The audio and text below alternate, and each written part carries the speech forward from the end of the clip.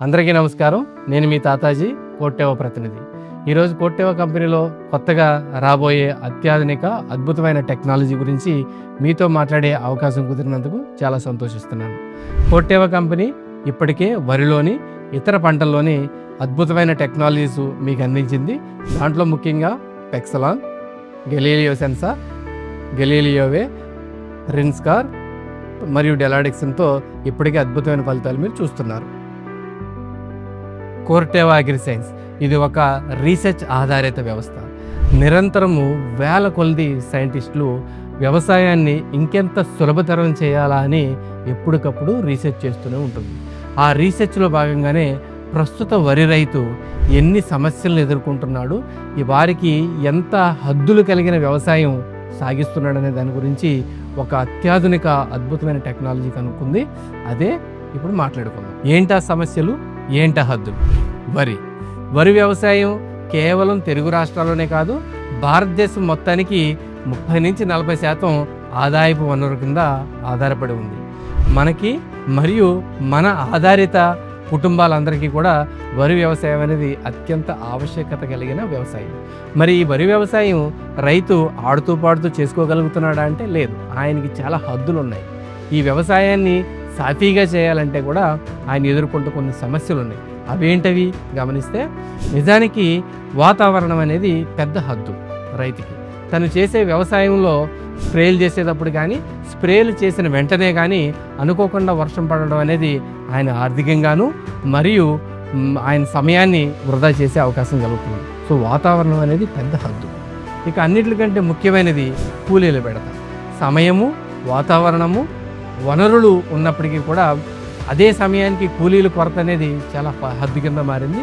ఆయన కూలీలని అధిగమించి వ్యవసాయం చేయడం అనేది ఒక పెద్ద హద్దు. మల్టిపుల్ స్ప్రేలు ఒకే మందుకి, ఒకే పురుగుకి ఒకే విధంగా స్ప్రేలు చేయడం అనేది పెద్ద హద్దు. ఒక పురుగుకి 3-4 రకాల మందులు స్ప్రే చేయడం అనేది రైతుకు పెద్ద హద్దు. వీటినన్నిటిని దాటి ముందుకు వెళ్ళగలుగుతున్నాడా అంటే లేదు. మరి ఎన్ని హద్దులు దాటి వరి వ్యవసాయం రైతు ఎంతో కష్టంగా కొనసాగిస్తున్నాడు. అవును, అందుకనే కోట్టెవ కంపెనీ హద్దులన్నీ చెరిపేసేదానికి, రైతు తన వ్యవసాయాన్ని రాజీ పడకుండా ప్రశాంతంగా చేసుకునేదానికి మేము ప్రవేశపెడుతున్నాం మ్యావిలాన్ కొత్తగా కనిపెట్టబడిన గుళిక రూపంలో ఉన్న కీటకనాశిని. ఇది మొగి పురుగుకి మరియు వరిలో వచ్చే సుడిదోమకి పూర్తిగా నివారించబడే ఒక అత్యద్భుతమైన కీటకనాశిని.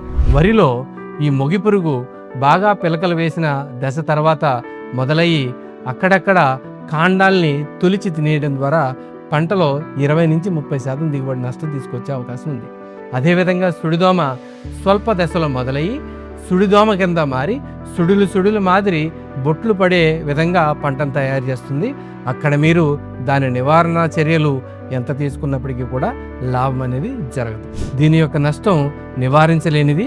అది రైతుకి ఆర్థిక భారాన్ని కూడా పెంచుతుంది. అయితే ఈ కోట్టెవ కంపెనీ మ్యావిలాన్ 2 సమస్యలకి అనగా పురుగుకి మరియు దోమకి పునాదిలోనే నివారణ చర్యల బాధ్యత ఈ మ్యావిలాన్ తీసుకుంటుంది. తద్వారా పంట చాలా పుష్టిగా ఉంటుంది, ఆరోగ్యవంతంగా ఉంటుంది. అంతేకాకుండా మ్యావిలాన్ వాడిన పొలంలో కర్రలన్నీ కూడా సాఫీగా అయింతాయి, ప్రతి గింజ పాలు పోసుకుంటుంది. అందువల్లే మ్యావిలాన్ దిగుబడికి ఒక నిర్వచనంగా మారుతుంది. ఈ ఫలితాలన్నీ కేవలం 2 తెలుగు రాష్ట్రాల్లోనే కాదు, దేశం మొత్తం మీద 9 రాష్ట్రాల్లో 826 చోట్ల మా ప్రయోగాలు చేయబడ్డాయి. ప్రతి ప్రయోగంలోని ఇదే విధమైన ఫలితాన్ని ప్రతి రైతు కూడా చూశాడు. మ్యావిలాన్ మీకు, మీ రైతాంగానికి ఎలాంటి ఫలితాన్ని ఇస్తుందంటే, ఇక నుంచి మీరు ఒకే రకమైన సమస్యకి 2-3 రకాల మందులు కలిపి స్ప్రే చేయాల్సిన అవసరం లేదు. ఎందుకంటే మ్యావిలాన్ 60 రోజుల పాటు దోమకి, 15 రోజుల పాటు మొగి పురుగుకి కంట్రోల్ ఉంటుంది వలన 2-3 రకాల మందులు మీరు స్ప్రే చేయాల్సిన అవసరం లేదు. 2-3 రకాలు కలిపి స్ప్రే చేయాల్సిన హద్దుని ఇంకా చెరిపేయచ్చు. మ్యావిలాన్ వాతావరణ హద్దులను కూడా చెరిపేస్తుంది. ఇది ప్రతి 15-20 రోజులకి స్ప్రే చేయాల్సిన అవసరం రాదు కనుక, ఇది నిరంతరం 60 రోజులు పనిచేస్తుంది కనుక వాతావరణాన్ని అంచనా వేసి స్ప్రే చేయాల్సిన అవసరం లేదు. ఇక అత్యంత ప్రమాదకరమైన, కష్టతరమైన సమస్య ఏదైనా ఉందంటే కూలీలు పెడతాం. సో ప్రతిసారి కూలీలు వెతుక్కోవాల్సిన అవసరం లేదు.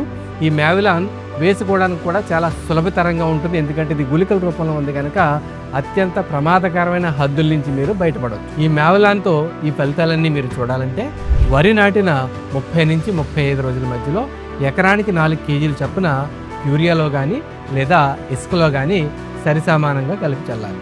మేవలాన్ చల్లేటప్పుడు ప్రతి పొలంలో 2 నుంచి 3 అంగుళాల నీళ్లు ఉండేలా చూసుకోండి. అదేవిధంగా ఆ చల్లేటప్పుడు ఉన్న నీళ్లు 5 నుంచి 7 రోజుల పాటు బయటికి వెళ్ళకుండా కాపాడాలి.